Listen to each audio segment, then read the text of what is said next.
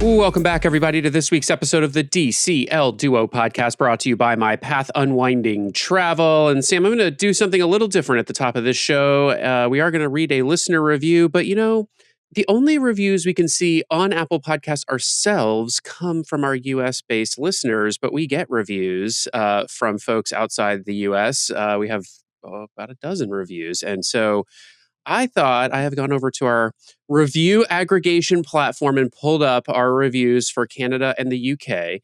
And I want to lead off. The reason that we discovered this issue is because we get alerts when new reviews are posted for the show. And we had a new review roll in recently from someone from Canada, and it was such a fun review.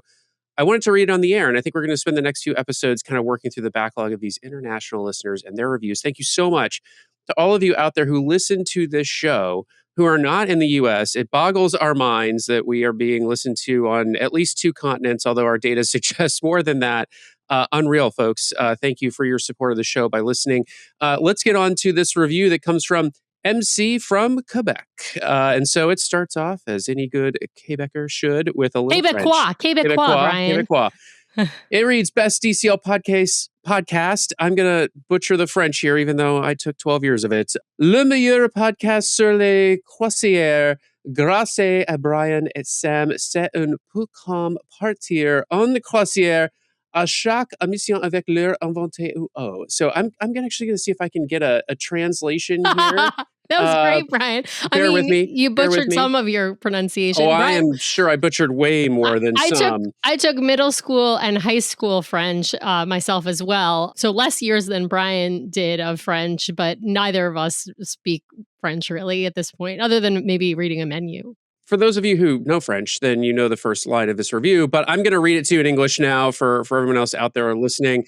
It reads, the best podcast about cruises. Thanks to Brian and Sam. It's a bit like going on a cruise with every episode, whether with their guests or just the two of them. They're up to date on the latest news and know the best kept secrets of the cruise community. Always looking forward to the next episode. I am so happy that you will read my review in French on the air. Oh, you can use Google Translate. I used a little ChatGPT Translate, but yes. Thank you so much for that review, MC from Quebec. We greatly appreciate you. And I have actually visited Quebec before. No, I visited Montreal. I have visited Quebec. Yeah, I've been to Montreal, and we love all things Canada. Vancouver being so close to our home, we love to visit Vancouver, British Columbia as well. But thank you for that review. And we love your poutine, you guys. So thank you for bringing that to the world. I mean, who doesn't like cheese curds and gravy on top of some good French fries? So with that, I will just remind everyone out there listening, as always, we were so close to we were trying to hit a milestone of 550 reviews by the end of last year. We got pretty close, but didn't hit it. So there's still time to help us just keep leaving those reviews. It's one of the easiest ways to support the podcast. Head over to Apple Podcasts, hit those 5 stars, and if you leave us a written review, we will read it on the air at the top of one of our main episodes. And if you leave it in another language, apparently Brian will try to read it in your native language. I guess if you use the same alphabet. If you don't use the same alphabet, neither Brian nor I are going to be able to try and read your. So no if you Chinese, no Cyrillic, if you write it in an alphabet that either Brian or I can read, then we will attempt to read it. Let's not start a trend of people trying to stump Brian with their languages because it will get pretty bad pretty fast. So, all right, Sam, do you want to introduce our fabulous guest and topic for today? Yes, I'm so excited to welcome back a returning guest. She shares her name with me. We get to basically outnumber Brian today, 2-1, a Sam to Brian ratio. I'm always outnumbered 2-1. Well, by Samantha's, sure. Yeah, you're outnumbered 2-1 by Samantha's on the show today. Welcome to the show, Samantha Dart. Welcome back. Thank you so much. I'm so happy to be back. And I was just wondering if because I'm originally from Brazil. So if I leave a review in Portuguese, can I keep adding the reviews, one in each language? I love it. Unfortunately, for those who have tried this, you can leave one review and one review only. You can update that review, but it does not add to our total. So we do We do know a few folks have gamed the system and opened another account and left a second review. We don't encourage that. We like to, yes. So yeah. But I think that would be hilarious to have Brian try to read Portuguese. I enjoy that. We'll fire up the Duolingo. There we go. Yeah. Well, Samantha, you were on a previous show with us, and we are going to talk here about your, 7th and 8th cruise, or 6th and 7th cruises. You did a side-by-side on the Dream and the Destiny over Christmas time, we'll call it, because obviously your Dream cruise was actually on Christmas. Your Destiny cruise was just following Christmas, just prior to New Year's. And of course, this was your first time on the Destiny. Also, your first time going to Lookout Cay, right? That's right. Yeah. It was the 6th and 7th cruise. And I was so excited. And when I booked it, I mentioned last time on the show that we've become or at least I have become sort of a completionist. And so when I was searching dates, I was looking specifically Treasure or Destiny. And then the Treasure was, of course, the 7-nighter, and the Destiny 4 nights. And the thing is, I had just come off a 4-night on the Magic with my daughter. This was earlier last year. And I had such a wonderful time that I thought, maybe I don't need a 7-night, or maybe I'm okay with a 4-night, and it's not as expensive. And, I felt all adult and responsible, thinking, yeah, I can be happy with a 4-night. And then what happened was, we booked it and I was excited. And then I got my brother to join, and I thought, but 4 nights is too short with my brother and my niece, and I need to do something. What was I thinking? I should have gone for the longer one. So we ended up looking at options, and then the Dream Maritime over Christmas was sitting right there, same port, and we thought, okay, we've never done a back-to-back, but we've never done a side-to-side either. So it just felt really exciting to do that. That's awesome. And both of these are out of Fort Lauderdale, so you didn't have to travel between Port Canaveral and Port Everglades. You're at the same port. And now, did you have a day in between your cruises, or were you really getting off one and getting on the other the same day? Same day, getting off and on. And it was interesting because we got conflicting information from DCL on how that was going to happen. I had done some research online, and people said, there will be somebody to escort you and you will be taken care of. But then when I called DCL to ask, the first person I spoke to said, well, actually, no, the ports are really next to each other. So you get off, you walk over, you get on your boarding group. But once we got on the Dream, on the first day, I think we received a letter saying, okay, we can see that you're on a side-to-side, and here's the procedure, and you're going to pick up your luggage. Yes, you have to go through customs, but then, yes, you're going to meet with somebody from DCL, and you're going to be put on boarding group number 2 for the second cruise. So that was pretty cool. Yeah, that's awesome. So slightly different than the back-to-back procedure, obviously, because you do have to change ports. And of course, you can't leave your luggage on because you're changing ships, right? You're going from one ship to another. So you got to pack everything up, and all your luggage, as you said, has to go through customs. So it is different, but that's really cool that they essentially expedite your boarding onto the second ship, because even though you're not getting on before the family of the day or with the back-to-back cruisers, you're still getting on early, and that way you're having less time that you're just kind of sitting around waiting at the port. That's pretty awesome.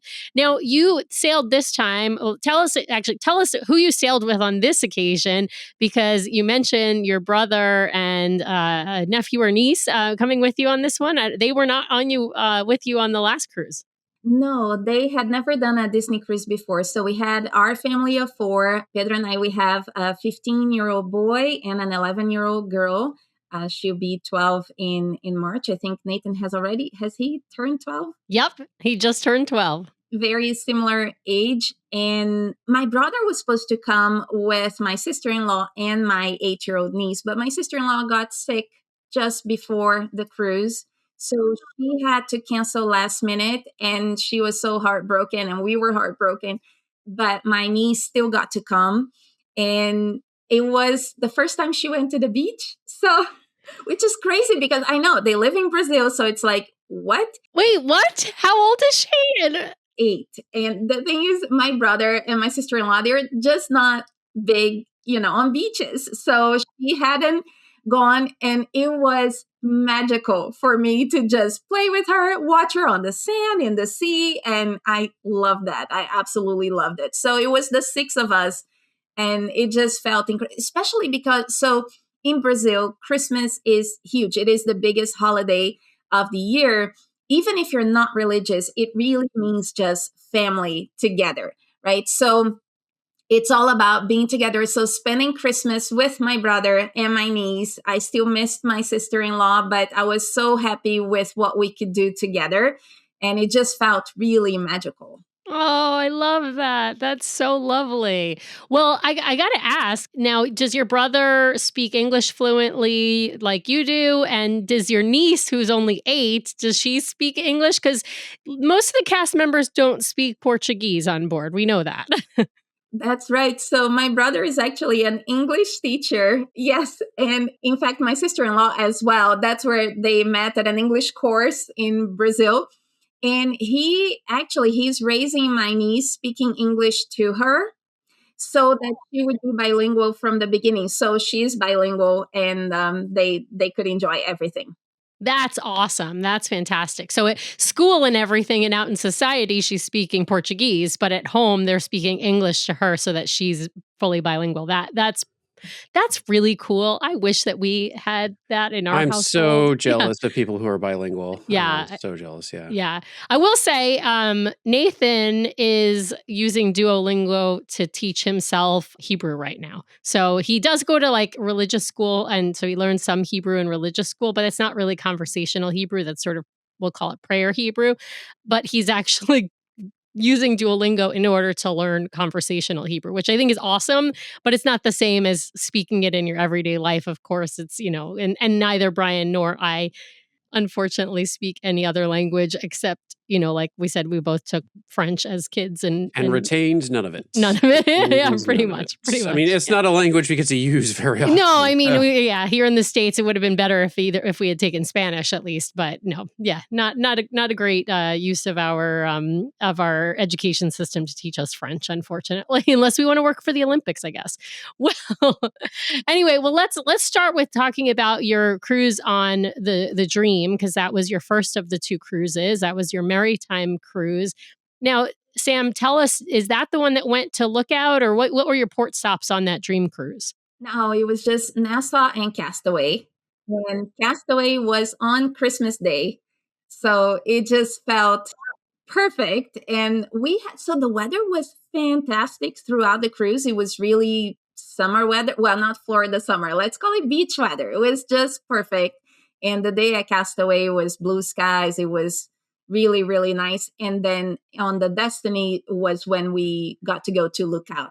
Nice. Now, you had mentioned in the show notes when you reached out to us to book the show, to book the recording, that you actually had decided to get off at Nassau on both of your cruises, because both of your cruises stopped at Nassau. And I think that's super interesting because we have a lot of guests and ourselves who often don't get off at Nassau. They often use that as a I'm not going to call it a sea day, a ship day, right? So in order to enjoy some of the amenities of the ship when the ship is a little bit less crowded, and also because they've been to Nassau a lot of times, and it's not, sadly enough, it's not everybody's favorite port. But tell us, what did you guys decide to do in Nassau on, actually, let's talk about for both cruises, since we're on the topic. What did you guys decide to do in Nassau on both of your cruises? I was surprised at making that decision myself, because I usually look at it as an opportunity to spend more time on the ship, having been off at Nassau before, going to Atlantis, and so on. But my brother, everything was new to him. It was their first Disney cruise, and he wanted to experience every part of it, including every port. So we decided to do the sip and paint on the first one, where you just go to this place where adults and kids all have to paint, and the adults can sip on a drink if they wish to, and the kids can have ice cream and things like that. It was very easy. They have transportation from the port there and back, And it was fun. It was cute. But I went more to kind of spend time with my brother than to do the activity itself. And Julia, my daughter, she loves painting, so I knew she was going to be into it. Needless to say, my 15-year-old stayed on the ship and had fun at Vibe.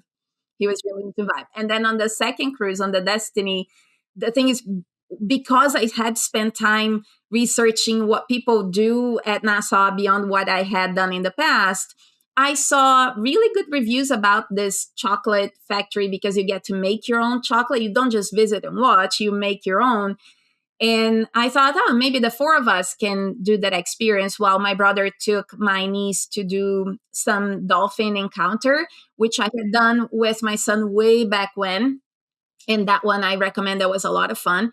And so we did the chocolate factory, just the four of us, and everybody enjoyed it. I'd say there's a little bit more waiting around than what I would have liked. So maybe it's not the most efficient use of your time, but it was nice to be together, the four of us, because frankly, I barely saw my son on this cruise. He was on the Vibe the whole time, and we saw him for dinner. That's what I would ask him every night. I said, I just want you showered and on time for dinner every night. And that's all I got. I didn't get anything with that.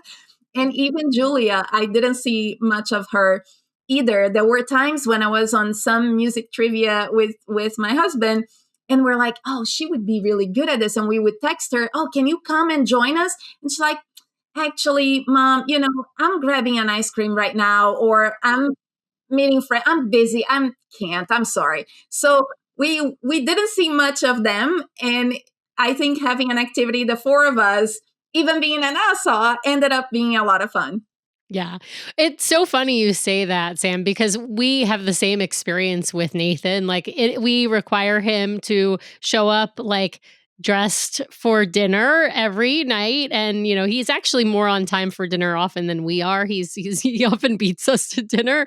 And then he, like, as soon as he's done eating, he's like, can I go back to Edge? And we're like, yeah, okay. Because he prefers the soft serve on deck to most of the desserts in the dining room. So he doesn't even stick around typically for dessert.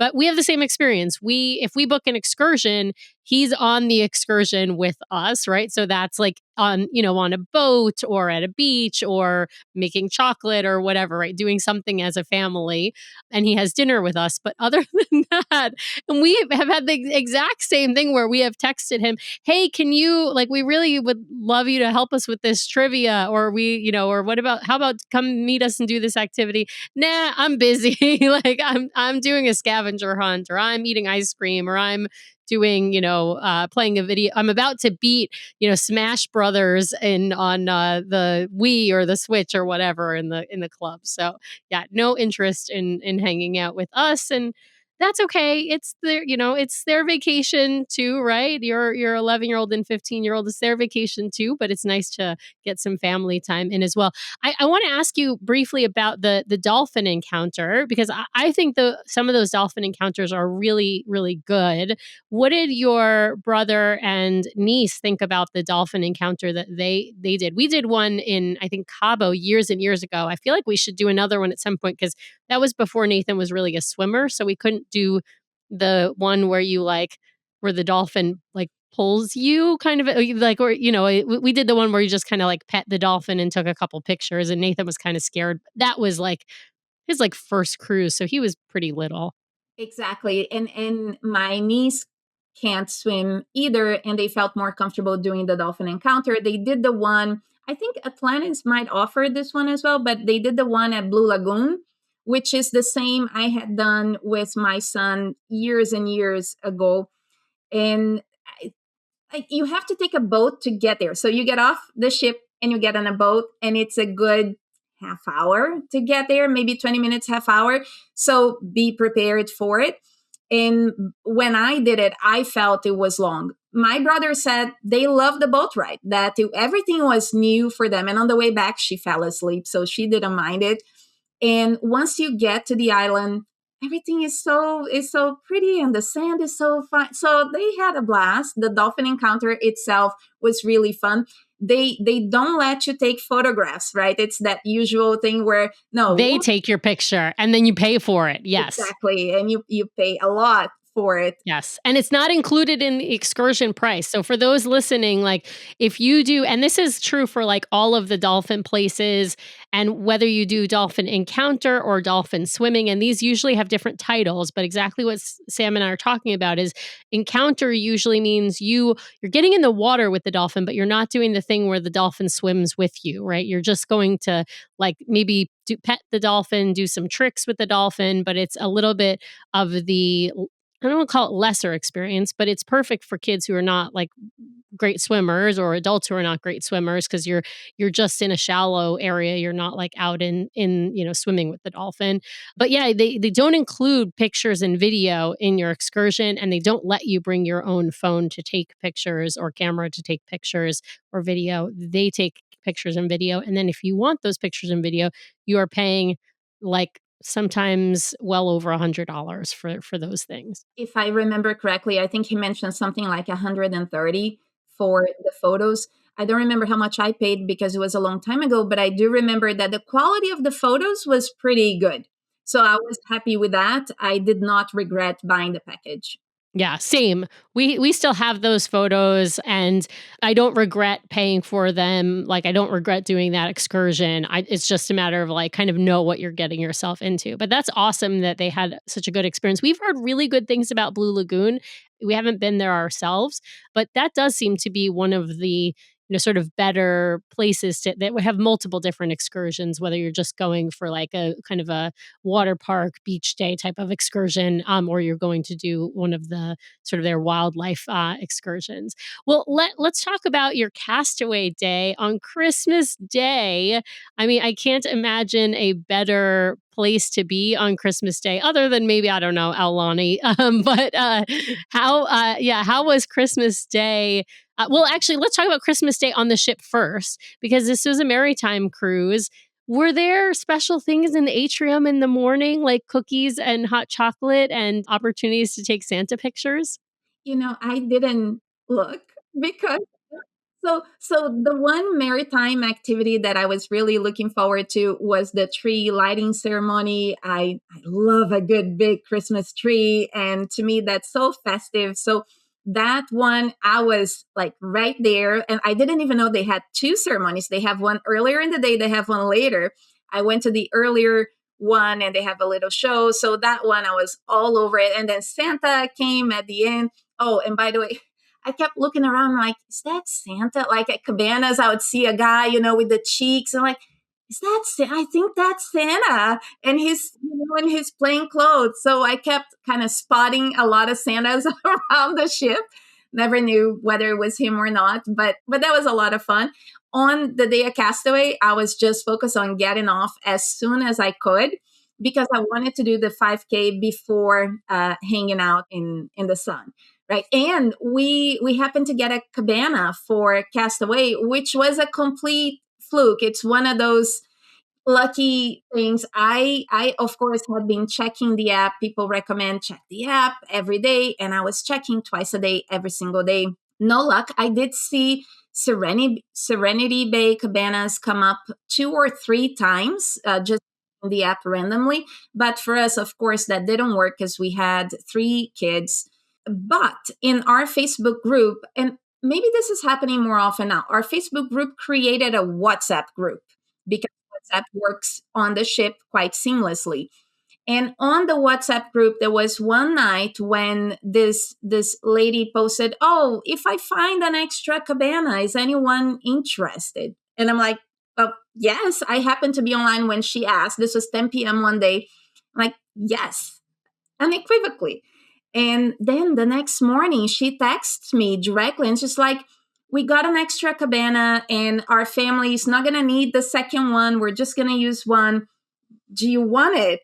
So I could not believe it. So I ran to my desktop and she was like, "Okay, I'm going to drop it now. Be ready to pick it up." We picked it up and it was one of the new Mickey and Minnie cabanas which we hadn't known before. So I couldn't believe it. She made my day. We even we got her gifts for her family, made this little basket and gave it to her on the cruise because I was just so happy and I could not believe it. It was really, really lucky. Oh, I love that. I love stories like that because it's like it shows the power of community, and it's just so lovely when cruisers, if somebody's going to drop a cabana, it's really lovely if they check the Facebook group and see maybe there's somebody who wants one, and if they happen to time it right, you can actually influence who's going to get the cabana that you're dropping. Yeah, and it's just it's a little bit of a Disney magic and pixie dust, and I love that you know, did something to show your appreciation also, because I think that's a wonderful part of that community as well. I love it. It was wonderful. And there was more pixie dust that day. So a few doors down from our cabana, we saw, you know how they have the little sign saying, welcome Dart family, in our case, welcome this family, that family. So there was another sign saying, welcome Dart family on a different cabana. And my brother spotted it and everything, like the doors were closed. And I'm like, oh, did they make a mistake? Like, did they think we were going to go there, but we're here? But then one cast member walked by and he said, no, they're on the beach. And I'm like, wait a minute. So they have our name and it's not such a common name, Darts. I'm like, I have to go talk to them. And everybody looked at each other. It's like, are you sure you're going to go there? Look, yes, I have to. So I walked over. They were on the beach. Lovely, lovely family. And we found out. So we have common ancestors like way back when, coming from Ireland, which is where the name came from. And the thing is, the husband, who is the one with the name Dart, he had seen our sign. So he had told his wife, I have to go talk to them. But you guys weren't there yet, right? Yes. So she had been a bit unsure, like, oh, we're going to bother them or not. So in the end, we all got together and they had two kids. One was the same age as my daughter. So they played in the sand and they couldn't be nicer. It felt like a Christmas miracle. It was just so fun. So since then, we now exchanged information. We're in contact and I'm just so happy. It's like your long lost cousins. Yes, it was crazy. Oh my God. That is Disney magic. I don't know if if there's anything, if Disney magic is real, that's evidence of it, right? Like right there. Oh my God. I love that. I love that.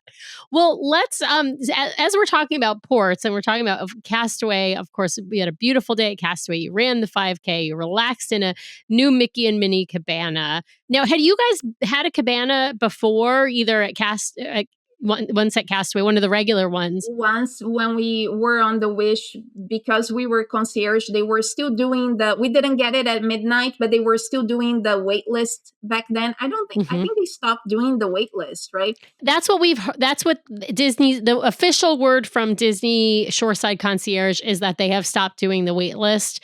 I will say on board, if somebody cancels a cabana, if you are sailing concierge and you tell the concierge staff, because they're the ones who manage it on board, like the bookings, you still have I would say you still have a decent chance of getting a cabana. If you're not sailing concierge, if you didn't happen to get one, randomly through the app, there is probably a very low chance of getting one on board. But if you're sailing concierge, because those cancellations go through the concierge folks, you have a decent chance if you let the hosts know right away when you first get on board, hey, if somebody drops a cabana, I'd really like to get one. So it's still there is some kind of wait list, but it's really just on board now, not sort of pre-cruise wait list. Yeah. Well, what did you think of the Mickey and Minnie cabanas as compared to, we haven't been to them yet. We've seen pictures and video of them, of course. We had, seen the construction from afar when you couldn't actually go to them, but you could kind of see it. We've been hearing whispers from folks that they're quite close to Serenity Bay, and that maybe some folks at Serenity Bay, meaning adults only, are not real happy about the fact that they now hear the noise of children playing just on the other side of a rope, because it's really right next to each other. I wanted to, hear your perspective. What did you think of the cabanas? Were they nicer than the original ones? The same? And also about the location. Did you enjoy the location and the beach over there? Yeah, I thought they were very similar. The one difference I noticed is that the original cabanas, they have, so you have the covered area, and then outside you have a lighter cover that lets the sunlight come through with chairs and stretchers. So you can lie down in the sun right there. You don't need to go in the sun if you don't want to. And this cabana didn't have the stretchers. They had chairs in that outside area, but not the stretchers. So I enjoy having that longer, space to just lie down in the sun without getting sand all over.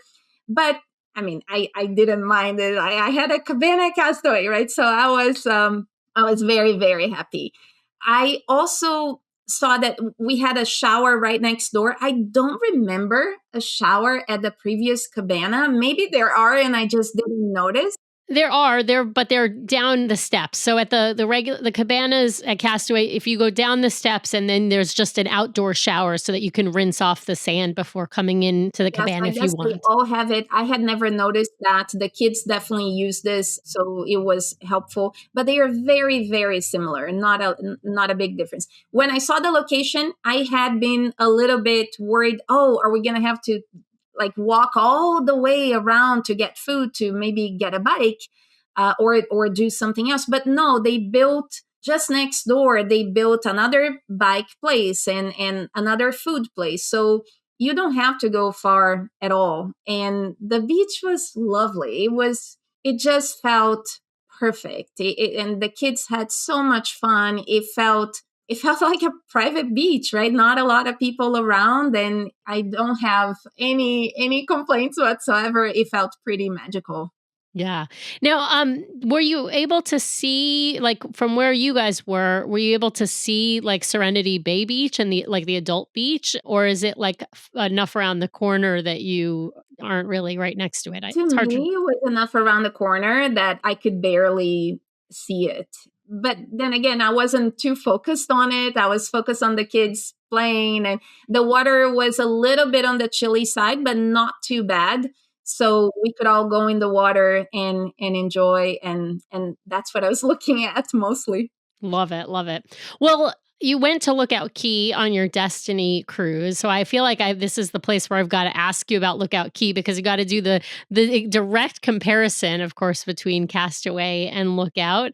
What did you think of Lookout? Impressions of, obviously the beach, but of course we have to ask, what you thought of the walk from the pier. I mean, you're marked safe from the Lookout Key pier, but yeah, how did all of that day go? Yeah, the walk was fine. I didn't mind it at all. Of course, having heard about it again and again, I wasn't shocked by it or anything. And I enjoy a good walk. I was out first thing, as soon as they open. And they open kind of late, right? I think 8:30 is kind of late if you think of how strong the sun can be already at that time. But because I wanted to try to run at Lookout, they don't have an organized 5K yet, but I thought, well, there must be some place to run. So I'll go as early as I can so that it's not too hot. And by the time I got to the island and I went straight to a chair, like a beach chair first, to drop my stuff because nobody was out yet. So I just wanted to secure a chair and then go for a run. There were already people running on the path, but really it's not there yet, meaning there are no water stations, there's no shade, there's no signage for the 5K path. You don't know how much longer between here and that place where I started. So you're kind of lost. Maybe, with your phone or your watch, you can measure things, but it wasn't really well structured yet. I hope they do that soon, because I really feel like the 5K earns me all the desserts and other stuff that we on the ship. So I feel like I need to do that. So I'm hoping for that. But for now, they don't have the infrastructure. And I like that I got the chair early, because right in front of the water, it does get crowded relatively soon. So because I had that chair, then when the rest of the family came, again, my son went to look for vibes, so he didn't stay with us. And the girls were in the water most of the time. So if you just have a couple of stretchers and maybe a chair, that's plenty for everybody. Like you don't need one chair for each person. I think you guys mentioned this as well in the past, right? Yes, I love that you're saying this, Sam. Like we try to evangelize this. You do not need, if you are a family of 4, you do not need 4 lounge chairs and 4 seated chairs. Like you probably need like 2 lounge chairs, maybe 3. If you've got a kid who doesn't go in the water at all, okay, you take that extra lounge chair for your kiddo. But most of the time, most of the kids are playing in the water or on the sand, and they are not using those lounge chairs. So like, don't take, if you're a party of 9, don't take 9 lounge chairs because you're not using them. They'll sit empty, and then other people are looking for chairs. And there are enough chairs at Lookout really for, the vast majority of people. Like I said, there's probably not enough for like every baby to have their own lounge chair, but the ones down at the beach are sort of the prime location because there's some more up on the berms. And a lot of people want to be down by the beach, especially if they're watching their kids in the water. Well, if your kid's in the water, they're not on a lounge chair. You don't need a lounge chair. Like, we always have Nathan just sit at like when he does come up for lunch, he sits at the end of the chair, he eats his lunch, and he's back down to the water. So like, I have grown increasingly frustrated in my old age. Old man yells at cloud. Like, no, not everyone needs a chair all the time. And then half the time too, they'll take a lounge chair and then grab one of those like seated chairs and take it down by the water, and then the lounge chair is just sitting empty the whole time. So, yeah. So like, yeah, if you're a family of 3, like Brian and I, take 2 lounge chairs. If you're a family of 4, take 2 or 3 lounge chairs. You do not need 4 chairs. Exactly. So Luke was gone at Vibe. So we were 5 of us left. We had 2 lounge chairs and 1 regular chair. And that was all we needed. And it was a lot of fun. We were right next to Rush Out, Gush Out. And I thought that place was incredible. I wanted to go and play as well. It was fantastic. My niece loved it. Julia, my 11-year-old, loved it as well. We had some really great pictures of them just splashing around and having fun. It's such a great place. I was really impressed with the infrastructure. Yeah, I agree. I think that's like a way better water park than what you have at Castaway, where you have Pelican Plunge kind of in the water. And by the way, adults can go down those water slides. They are small water slides, but you're not going to get stuck. They're not that small. I just mean when I say small, I mean they're not like real intense, right? Like there's no big drops or anything like that. But they're fun. You can play. Sam, you can play in the splash pad. It's okay. I love it. Yeah, I think that was a great addition. And it's also great for maybe kids who aren't the best swimmers, who are maybe a little bit afraid of the ocean, or parents who are a little bit nervous because their kid's not a good swimmer and they don't want them going out into the ocean, but they can do, they can go on a water slide that ends in just one of those little chute things, just like the ones on the ship. So it's really nice. I think it's a really good option for all. Now, what did you think about Lookout as compared to Castaway? I think you're right about the infrastructure issue and the shade issues, of course. The infrastructure isn't quite there yet for the 5K. There's not a lot of shade on the paths and not that much shade at the beach either. It does take time for, of course, foliage and stuff to grow. But what did you think about, the overall experience on Lookout as compared to Castaway? Yeah, I think if you're comparing both places without a cabana, we preferred Lookout. It felt just so organized, meaning when you have little ones, you have to think, where's the restroom? Where's the next restroom? If you're here, and you had restrooms everywhere, and they were quite nicely built, and you had showers to take your sand off everywhere.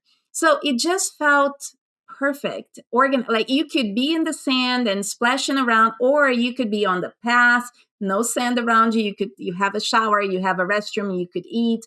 I feel like I need more time there. I definitely want to go back and explore more the island. I didn't get to see everything I wanted to see. I didn't see the parade this time, but it just felt wonderful. The beach itself, the sand is as soft as flour, right? So just incredibly soft. And who doesn't love that? And you have a little bit more waves. I enjoyed that. I remember asking my niece which one she enjoyed best. And initially she kept saying, I like the safe island better, which was the sort of lagoon that Castaway offers. But by the end of the day, she got more used to the waves. And then she said that even she preferred Lookout as well. But I would say everyone in our party preferred Lookout. We had just a wonderful time. And it's great, right? Because we already loved Castaway. I think Castaway is just it has a very special place in everybody's heart. So to have something that you might like even better, like how great is that? So, but I definitely want to go back. I feel like there is a lot more I'd like to explore.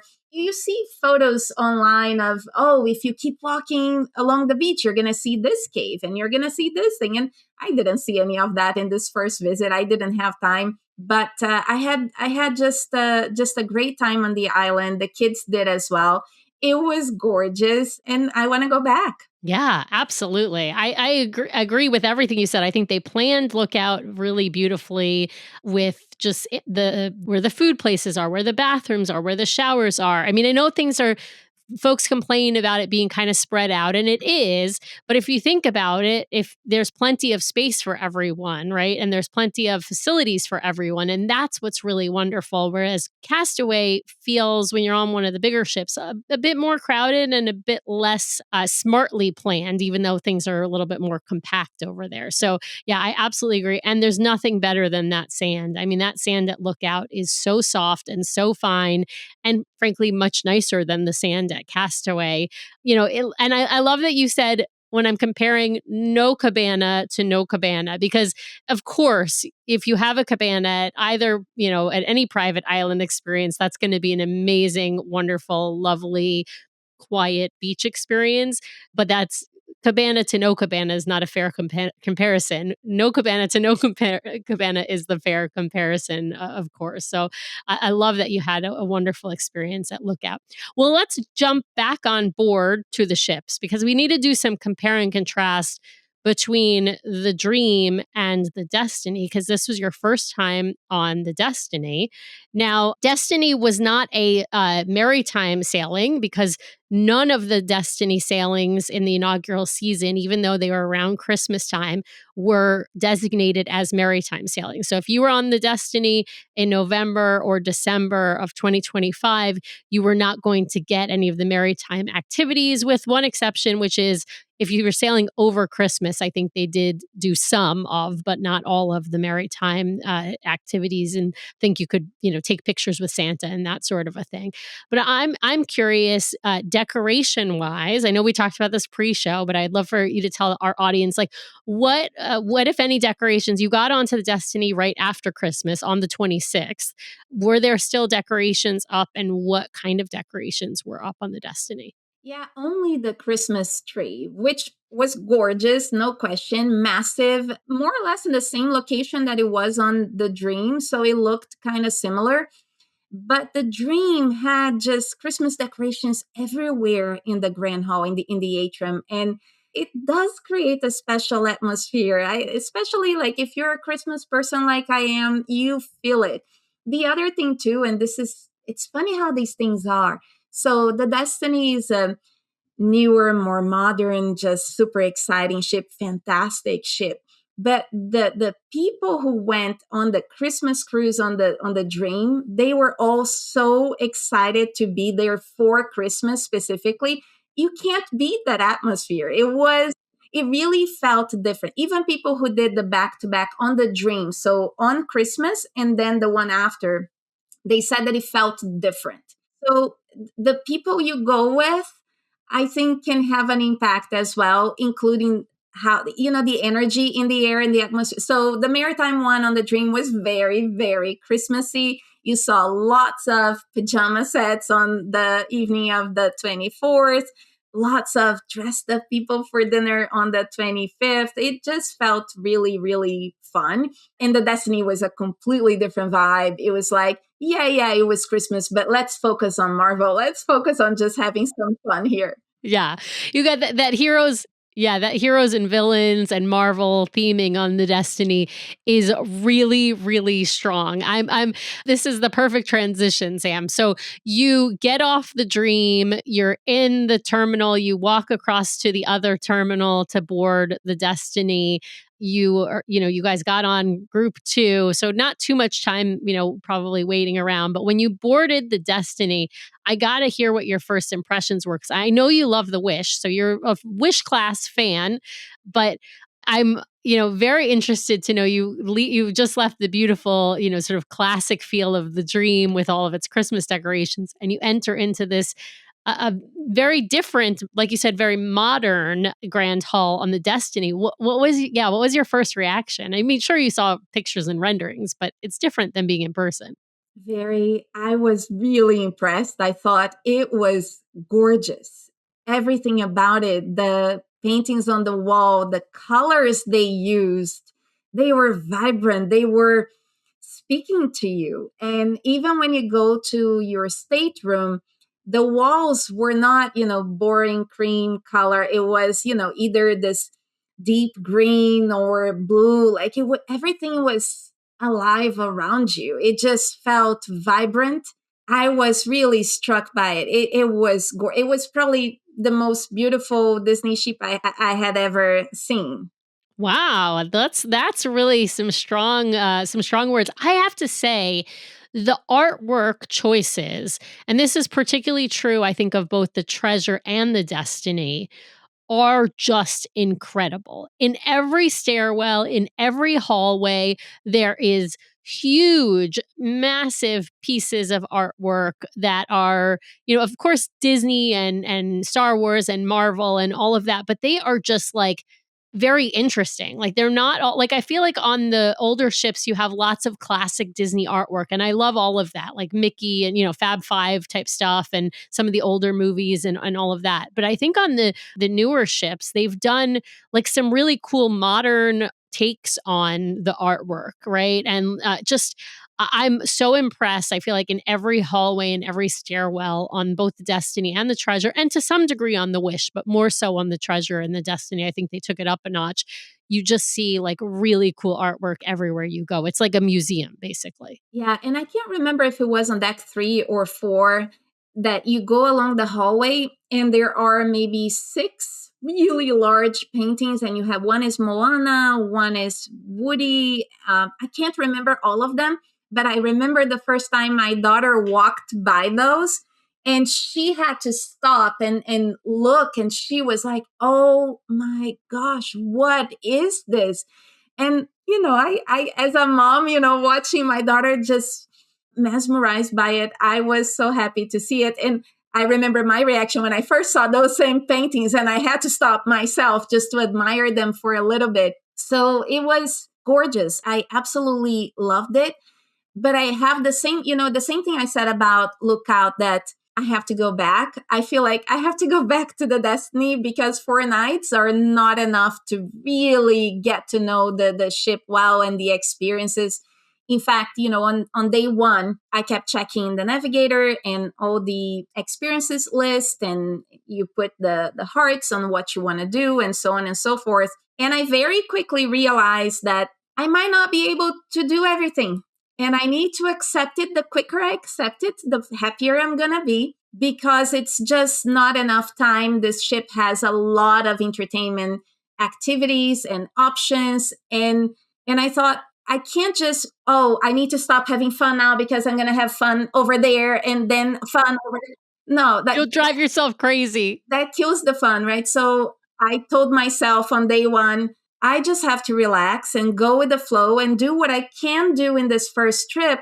And I know I'm going to be back at some point. I have to. So I'm just going to do what I can and enjoy it. Yeah, I love that. That's what Crush says. Go with the flow, right? You have to. That may be some of the worst singing you've done on this show, Sam. But no, you really have to. If you do exactly what you're talking about, which is sort of a jump from activity to activity because you're like, I need to stop having fun where I'm doing right now and go have fun over there. Like, you will drive yourself batty and you will not end up having fun. And you're exactly right. There is so much entertainment on the Destiny that it is not possible to do it all, at least not happily. I don't know. I mean, maybe you could do it all and just be miserable, but like, Yeah, I don't think it's really possible to do it all in like 4 days, even in 5 days, to be perfectly honest. I'm curious, Sam, which of the entertainment stuff did you get to do? Like, did you get to meet some of those villains or see some of their, sort of entertainments? I know that there's a Cruella show in the bar space. There is a Maleficent show in Saga. There is Dr. Facility's Parlor, but there's also like meet and greet opportunities with all three of those villains. And then, of course, there's all like the Grand Hall Atrium shows that are Marvel themed. I mean, there's just so much. And of course, then the Marvel show that's adult only in Saga. I'm curious if you got to do, I imagine not all of those experiences, but some of those experiences. That's right. We did some of those. Actually, our whole family were big Marvel fans, so that was right up our alley. And I love Loki in particular. So I was so happy to see. I saw that show that he does with Zaya and Gamble. So that was fun to see. And then he does the meet and greets with people, and I'm like, oh, I want to take a picture with him, but I don't know what to say to him. So I ended up not going take a picture with him. Like, if I had my kids with me, that could help me. But they were gone. So I'm like, it's just me. And I didn't go up to him to talk to him. But I did the show, the adult show. What is it called? With Great Power. Although I felt maybe that didn't have to be an adult show. I mean, there are a couple moments in there that they could very easily tweak and make it more accessible to everyone. So that was a fun show. I thought the music that came before that show was also really, really good. So we enjoyed that. What else? Oh, so we didn't get to do the Cruella show at the lounge, but there was this Cruella fashion show on the atrium, and I didn't know about that, and it was so much fun. We laughed a lot, we clapped a lot, everybody was down there for it. So it was great fun. We did the Dr. Facilier interaction, and I was the one interacting with you got picked. I love that. Yes. Yeah, so that was fun. Do you have the power of intuition, Sam? Apparently. All right. You said, gotta trust the man. So it was great. We did the show, of course, Hercules. And by the way, that one as well, I feel like I need to watch it again because Hercules is not my favorite movie. It never was. So I enjoyed it. But after the show, when I kept hearing some songs again, I'm like, oh, this song is really good. I gotta watch it again. I gotta pay attention to the details. So I enjoyed it, but I wasn't gaga for it. I still love Beauty and the Beast, the most. That was amazing, by the way. Having a chance to watch Beauty and the Beast again on the Dream felt like a gift. I was so impressed with the singing was just amazing. So we enjoyed a lot that the ship had to offer, but the Cruella thing at the lounge, we missed it. We did go to the lounge. We ordered, oh my gosh, that fashionista drink. I'm a tequila person. I don't drink much, believe it or not. I don't drink much, but tequila I like. That fashionista drink was just perfect. So I really enjoyed that one. I wish the lounge was a little bit bigger. So it was very crowded. We had to wait a little bit for seating, but I enjoyed it. I actually enjoyed it more than the Haunted Mansion one, I have to say. Also because we were never, Haunted Mansion enthusiasts. So I didn't have that emotional connection to the lounge that so many park goers have. So I enjoyed the Cruella one a lot more. I thought it was really a cool vibe. Yeah, I think it's a fantastic bar. I agree. I wish it was a little bit bigger. I feel that way, especially because of the show aspect in there. Like, it would be really nice for more people to be able to experience it. I know they repeat it multiple times across the cruises, but it's still people line up and people sort of park themselves in that space for hours because it is such a great space and because the troublemaking show is a really fun interactive experience with Cruella and with Zaya and Gamble, who you mentioned, the storytellers on the ship. So yeah, it's real. I mean, there's so much great entertainment though. It's not, like I said, not possible to do all of it on a single sailing. I think I did I think I did everything except for I still missed the Sounds of Wakanda. Now, we were on 3 different sailings, like across 3 different sailings, a 3-night preview that also had, of course, some special stuff going on, like the christening, which took a huge chunk of time. And then we did 2 4-night back-to-back sailings. And I still know that I missed that. And I didn't do all the character meet and greets, but I did get to do all of the what I'll call it new entertainment aspects, apart from character meet and greets. Like I didn't wait in line to meet Maleficent or wait in line to meet Cruella, but I did do all of their shows. Let's put it that way. The Sounds of Wakanda, is that supposed to be the goodnight kiss or is that supposed to be during the day? So the Sounds of Wakanda is actually where they come out and do drumming and stuff in the atrium. It's the folks, it's the guys who do, I believe it's the same drummers who do the show in the Lion King restaurant. They actually come and do like a Sounds of Wakanda musical demonstration. So it's like African music in the grand hall. It's not the light show with the chandelier. So the light show with the chandelier, there are at least 3. There might be more, but there is one that is a Wakanda themed one, right? Because it is vibranium, that chandelier. There is also one that I saw that was a pirate themed one. So on Pirates Night, I believe it was at like 7:30, I think the chandelier started making lights and sound and whatnot.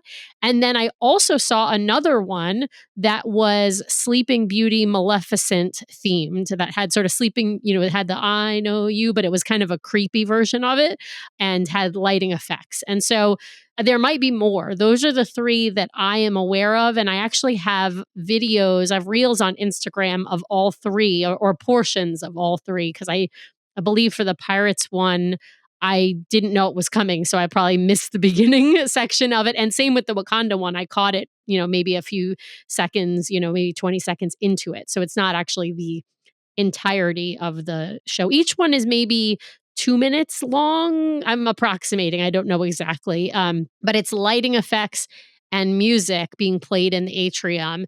And so it is sort of I'll call it replacement for the Goodnight Kiss on the Wish, which the Goodnight Kiss on the Wish actually happens at, I think it's like 10 and midnight, maybe something like that on. Oh yeah, on the Wish it's timed. On the the Destiny, it seemed to be a little random. random. On the Destiny, it seemed much more like random, or at least not announced. If you ask a cast member, they're like, I don't know. And so the only one I can say, like, I think had a specific time, and this is just my guessing, is because it was 7:30 on Pirate Night, the pirate one happened. So if folks are interested in seeing the pirate one, I think you got a pretty good chance of seeing it at 7:30 if you're in the Grand Hall on Pirate Night. 7:30 p.m., sorry, not a.m. And then the Wakanda one was at like 5 o'clock at night one night. And the Maleficent one was, I don't even know, it was like a random time, during the day or something. I didn't know that there were 3, and I missed all of them. I was hoping to catch one of them, but I couldn't find out what time, and I was doing other things, so I missed all of them. But I remember being on the queue for guest services once, which is on deck 4, right? And then I heard the drums, and I'm like, is something happening? And I walked over the rail to look at it, but there wasn't anything I could see. So just the sound. So I'm like, it sounds like something should be happening here. This sounds pretty exciting. But I looked around, I didn't see anything. So I don't know what that was. So that's why I was wondering. That might have been the Wakanda themed chandelier show. Now, when I say show, we're just talking about some lighting effects. It's not like it's anything really big and crazy, but you'd have to look up to notice it. It was like the middle of the day. Yes, but it was, yeah. Okay. Yes. So maybe it wasn't. I didn't look. Yeah, it might just be that if you look down and didn't see anything, next time look up. Yeah. So yeah. That's what I said. It's not, and I only sort of this was over the course of 3 sailings that I figured these 3 out. So I can't say for sure that there aren't even more. There might be more, and they might actually have some kind of timing to them. If they do, I couldn't figure it out. And when I asked the cast members, they couldn't tell me. So it's definitely different than on the Wish, that has a very regimented kiss goodnight. Like I said, I think at like 10 and midnight. So yeah, very, very different experience. I've got to ask, Sam, what was your favorite thing on the Destiny, be that a show, and a piece of entertainment, an activity? Because obviously we can't talk about everything you did on the Destiny in 4 days or everything you did on the Dream in 4 days. But yeah, what was your favorite activity or entertainment? Gosh. So, okay, maybe this is certainly not exclusive to the Destiny, because if I'm just speaking about the Destiny itself, the theme of heroes and villains is a lot of fun. So I love that, and what comes with it, seeing the characters and feeling, the way they use light in the atrium to create a different atmosphere.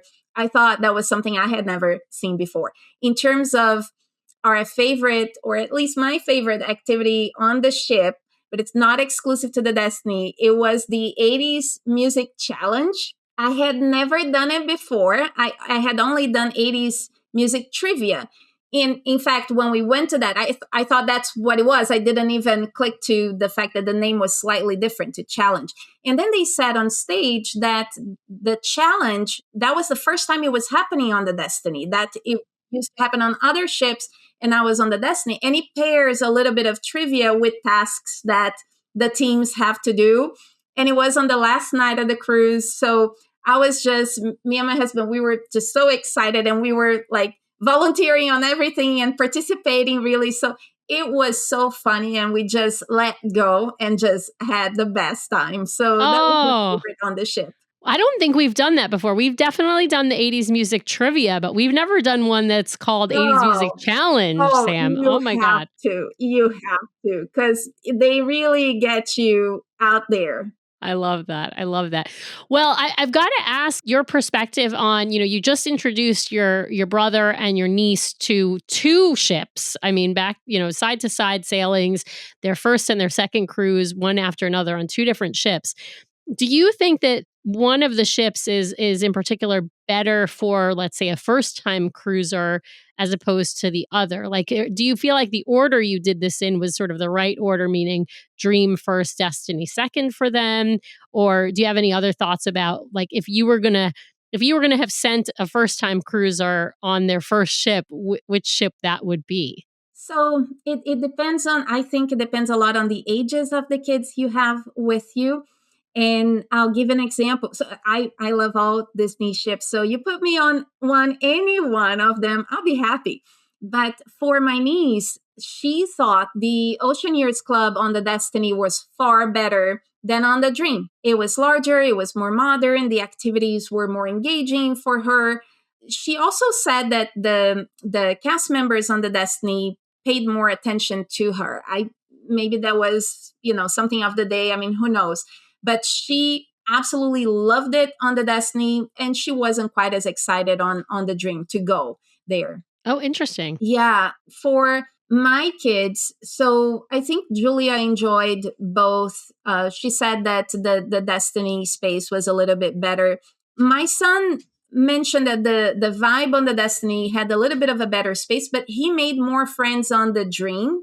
So the group he was running around with on the Dream, he was so happy. The group he was running around with on the Destiny was smaller. He still had a great time, and he met great people, but just it was a little bit different. And he kept saying, I think he's right, the people on the ship, they really make or break the experience. So I think there is a little bit of that as well. And people say this even about the 1820 club, that sometimes you click with the people that you meet and you have a wonderful time, and sometimes you don't.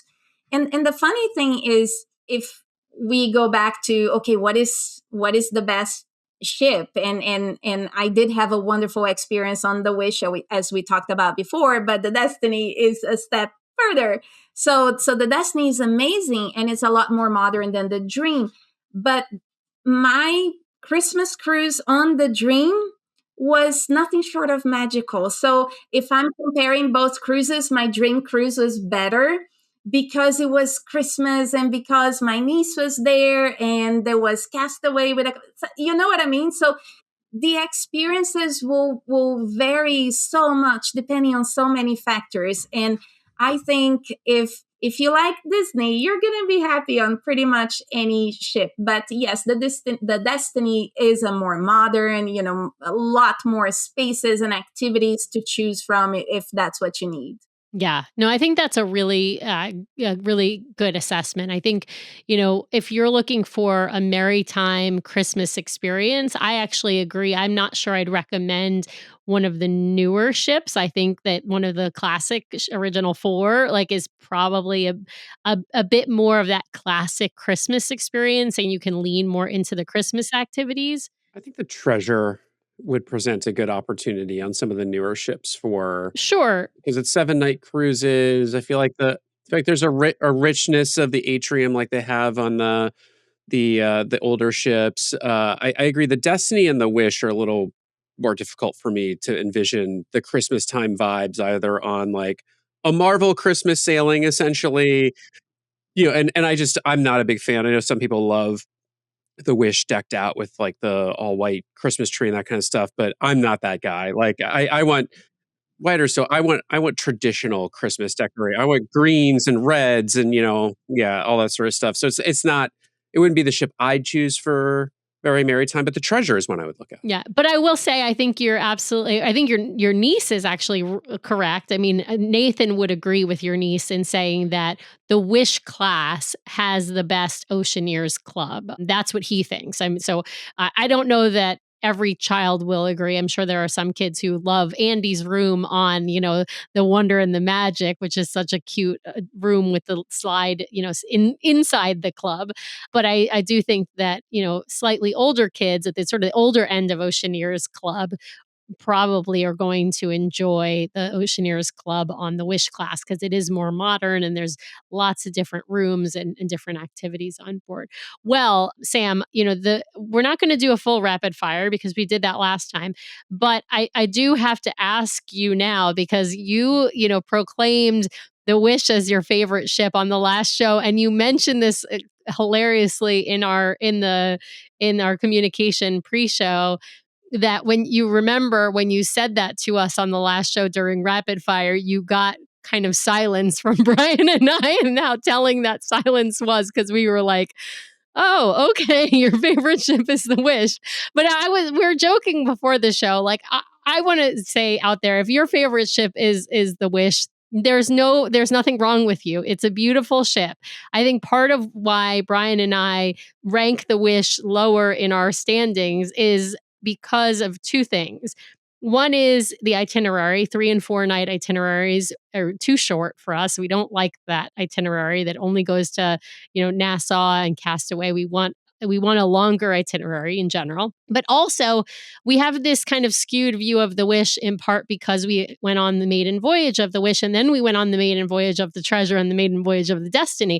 And so when we compare those experiences, like the Wish really wasn't at the level of ready that Treasure and Destiny were. Like, it's kind of night and day when you think about it, when we look back on it. And so that skews our vision of the Wish.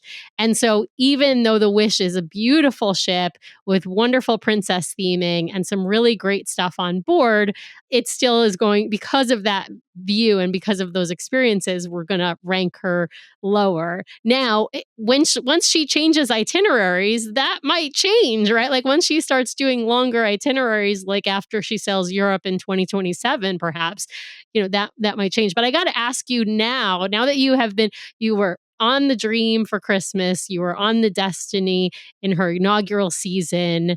Now, which one? I forget. Have you been on all of the ships now, Sam? And I'm missing the Treasure. okay, that's what I thought. Okay, so setting aside the Treasure, that can't be your favorite because you haven't been on her yet. Of the other ships, what is that, 6 ships, which one is your favorite? Yeah, I think now I have to say the Destiny. Ah, I really want to go back. I want to spend more time and explore everything. Gosh, it was so beautiful. It was striking. I really want to go back to it. The Dream will always have a special place in my heart because it was our first ship, and having it be my brother's first ship also is kind of cute. So I love the Dream. But man, the Destiny really has something going on, and I want to go back. Yeah, absolutely. I think for anyone who's a Marvel fan or a Villains fan, I think the Destiny has so much to offer. And anyone who's really leans into the entertainment side of things, right? If you're somebody who likes to sit on at an adult pool, you're probably not going to like the Destiny if that's what you do. But if you're somebody who likes to go to a lot of different entertainment activities, the Destiny is going to be a really, really good option. I enjoyed my time by the adult pool. Well, okay, fair, but you know when to go, Brian. You have good strategy about when you can go and stake out your spot. I also found, I mean, maybe it was the sailings we were on, but I found that the adult pool was not as oversubscribed when we were on the Destiny. And I wonder if a part of that is there's so much entertainment that it's like spreading the crowds around a bit. So people aren't just sitting by the pool all day. They're It's trying to go more catch this hidden entertainment. away, no? Yes, it's more hidden away though. Yeah, but it's the same as on the Wish and the Treasure, where it's in the back of the ship, but it's like it's too small. That's the only complaint I have about it. It's that the pool is too small and there's only the one hot tub, and I don't mind that it's actually tucked out of the way. It's just this. I think most people would agree it's too small compared to the size of the ship and the number of adults sailing. And so if you happen to be on a sailing that is heavily adult, you're going to have trouble finding a spot to sit or finding space even in the pool, because the pool's really, really quite small. All right. Well, I know Brian wants to ask the next question. What's next? What have you got planned? Right. So we came home and the kids were desolated and thinking, oh, I wish I could just imagine what Marceline Market will serve for breakfast and the activities on Vibe and Edge. So we ended up booking a New Year's cruise on the Treasure for this year. So later this year. And we're very excited about that. And that's the one that is missing, right? So we'll get you'll complete. We're complete. And we still have our booking on the Adventure for late July. So we have that to look forward to as well. Awesome. Amazing. You have two. I mean, you're going to complete. Listen, Sam, you're going to complete the Elite Eight, if that's what we're calling it, before Brian and I, because we are not scheduled on the Adventure at this point. We have completed, of course, the current Seven Dwarfs, but we will not have the Adventure. We don't have it on our itinerary for 2026, so we don't have anything booked. We don't have it booked for 2027 yet either. So you may beat us in being a completionist, Sam. So congratulations on that. Almost assuredly. We just don't have it's tough with a 12-year-old in school to like get over to see the Adventure, and it's a hefty proposition too. It's far. Yeah. It requires a lot of planning even for us to do it. Well, number one, we need to extend it a little bit because it's a long way to go for just 4 nights. So we are doing an Adventures by Disney in Japan after that, but also it's a lot of jet lag. So what we decided to do is try to stop in Europe along the way and marrying that with work. So because my work has offices in a lot of places, so I will work from London, work from Paris, work from Singapore, and then take more days when we go to Japan. So that's how we found a way to make this work for us, but it requires a lot of planning. Yeah, absolutely. All right. Well, Sam, you have to come back on the show to talk about all of these things. For sure, you've got to come to talk about the Adventure and the Adventures by Disney in Japan. So mark your calendar for whenever you're back, whether it's July or August, you are coming on the show to talk about those two things. And then, of course, you got to come back to talk in the new year about your New Year's Eve cruise on the Disney Treasure, because there's, nothing more special than spending a holiday on Disney Cruise Line. So we'd love to have you back. Thank you so much for joining us today to talk about this amazing side-to-side cruising out of Port Everglades. And we just love having you on. Thank you guys so much. I'll be happy to come back.